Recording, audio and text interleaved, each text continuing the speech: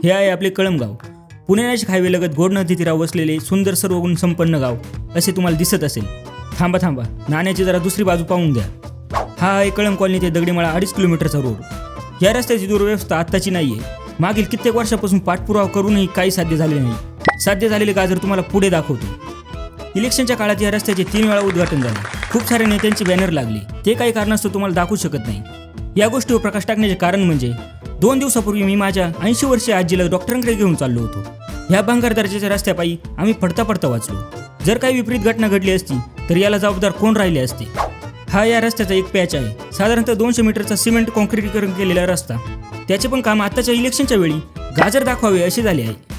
इथून पुढे 1.5 किलोमीटरच्या रस्त्यावर किती दिवे लावलेले असावे? फक्त 2. थांबा पूर्ण व्हिडिओ पहा. प्रूफ सहित दाखवतो. हा दिवा आहे 84.9 किलोमीटर अंतरावर. तेथून एक्झॅक्ट 500 मीटर अंतरावर आहे पहिला दिवा आणि तेथून 300 मीटर अंतरावर आहे दुसरा दिवा. या दुसऱ्या दिव्यापासून एक्झॅक्ट 700 मीटर अंतरावर आहे दगडीमाळा. म्हणजे 1.5 किलोमीटरच्या रस्त्यात फक्त 2च दिवे लावलेत. वा ग्रामपंचायत, तुमच्या कार्याला सलाम आहे. अजून तुम्हाला एक गोष्ट सांगू इच्छितो. या 1.5 ते 2 किलोमीटरच्या भागात बिबट्याचा वावर सर्वाधिक आहे. असो, पाहू आता पुढील इलेक्शनला कोणते पुढारी गाठभेट घ्यायला येतात त्यावेळी.